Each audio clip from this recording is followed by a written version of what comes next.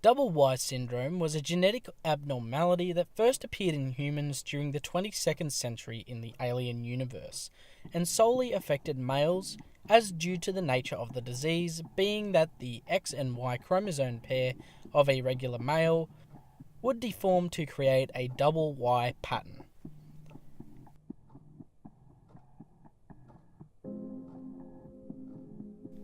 The double Y syndrome was a disease that first popped up in the 22nd century in the now heavily spacefaring race of humanity.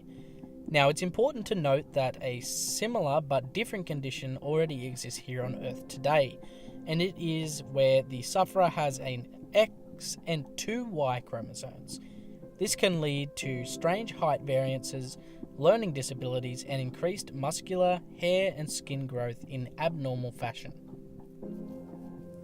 The important distinction to make here is that double Y syndrome was the result of the individual being born with no X chromosome at all, and instead just having two Ys. The exact origin of the disease is not known, however, a couple of factors I think went into causing this type of condition. Because humanity was continuing to grow in the billions across the star systems, it was only a matter of time before we began to see much stranger and varied genetic defects, as it is simply a result of overpopulation and a species' subjection to brand new environments with a lot more mutagenic properties in it, such as the high intensity of radiation that exists out in deep space. As a species becomes over-successful and so well protected that even the sick and the diseased are able to survive and reproduce, progressively more severe genetic defects begin to show up. Double Y chromosomes could have been the result of overpopulation of the galaxy. However, another thing that I think would have led to the genetic mutations and its defects is the fact that humans are now progressively more and more a species being exposed to a high amount of damaging solar and gamma radiation in spaceflight, as they are rapidly travelling from planet to planet and star system to star system. As this becomes a more regular occurrence for them, this could cause irreversible cellular damage and mutations to the structure of both sets of the chromosomes present in sex cells, where we see a double set of Y chromosomes able to form instead of the traditional XX or XY.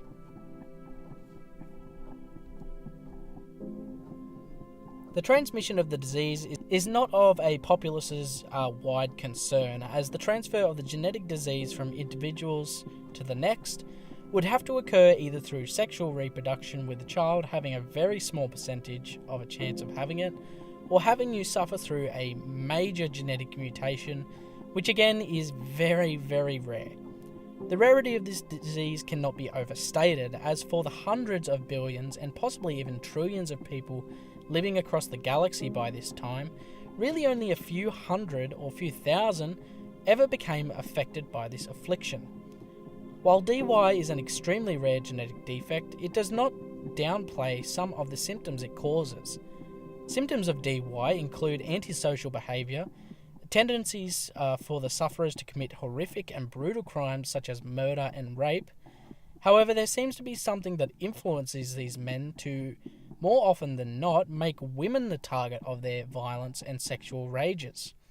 It is not certain why in specific women are the target of the sufferers of this disease, but something is for sure that these men still, without a doubt, kill a man if he gets in their way.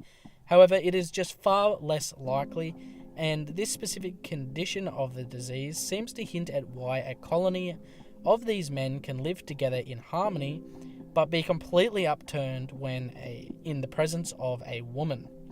It is also not certain if sufferers of this condition are able to live relatively normal in their society without being violent.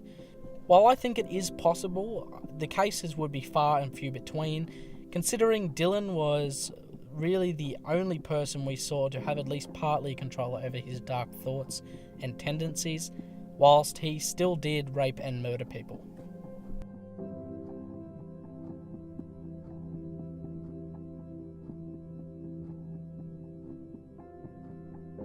Because of the danger these men presented to society and others that did not suffer from this condition, the choice was made to have those afflicted by DY who had committed violent crimes to be held in a separate prison facility than mainstream prisoners.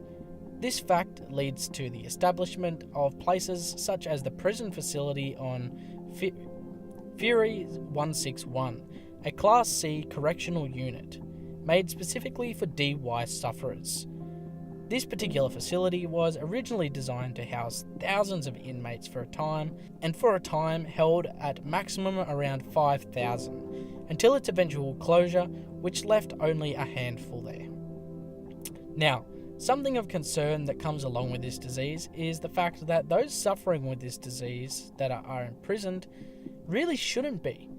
If the genetic defect is actually what's causing them to be predisposed to violence and sexual crimes, it should mean that they have more medical or psychological treatment in a mental health facility instead of being thrown in prison. However, a lot of stuff can change in terms of law in the decades from our time to the timeline of the Alien universe, as well as the outcry from the public about this new disease and the horrifying, horrific crimes that come out of it. It could have led to a more harsh and less understanding treatment for those who did commit violent or sexual crimes against others, and condemned those who were even less aggressive.